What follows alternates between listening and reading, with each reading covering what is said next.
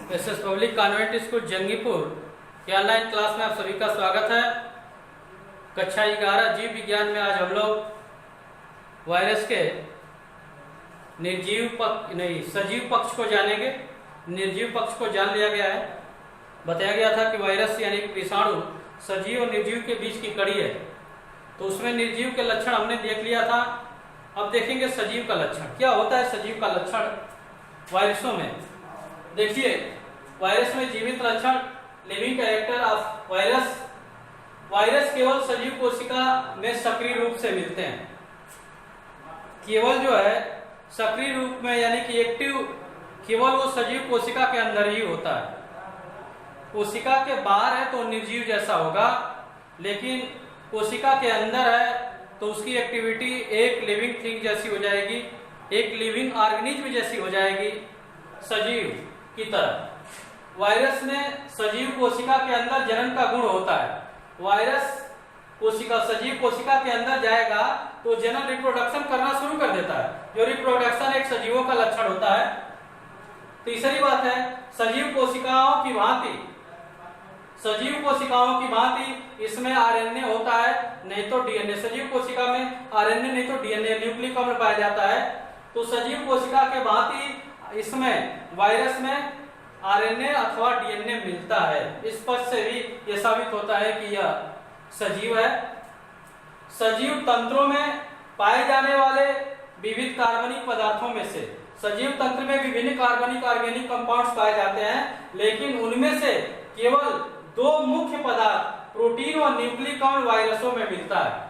बताया गया था कि उसमें जो वायरस का निर्माण होता है प्रोटीन ऑलरेडी होती है, उसके साथ या तो आरएनए होता है नहीं तो डीएनए।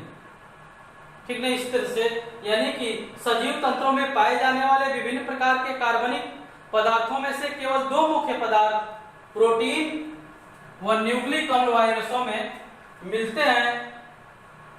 सजीवों के समान वायरसों का माप, आकृति, उसकी संरचना निश्चित और अस्थायी होती है।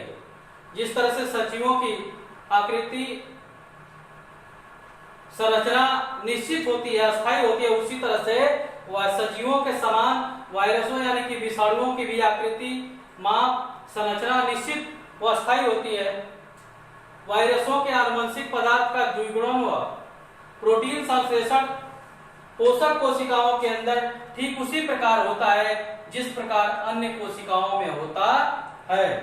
यानी कि वायरसों के आनुवंशिक पदार्थ का द्विगुणन यानी कि डीएनए का प्रतिलिपिकरण, आनुवंशिक पदार्थ का द्विगुणन व प्रोटीन संश्लेषण पोषक कोशिकाओं के अंदर ठीक उसी प्रकार होता है जिस प्रकार अन्य कोशिकाओं में होता है।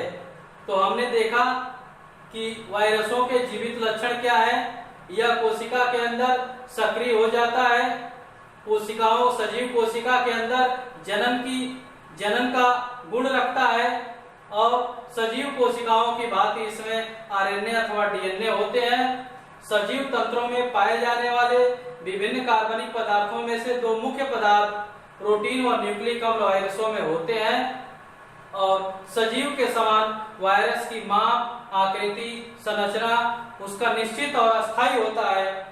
वायरसों के आनुवंशिक पदार्थ का जो द्विगुणन है, प्रोटीन संश्लेषण है, पोषक कोशिकाओं के अंदर ठीक उसी प्रकार होता है जिस प्रकार अन्य कोशिकाओं में होता है। इन बातों से यह सिद्ध हो जाता है कि वायरस सजीव है। आज के वीडियो में बस इतना ही। धन्यवाद।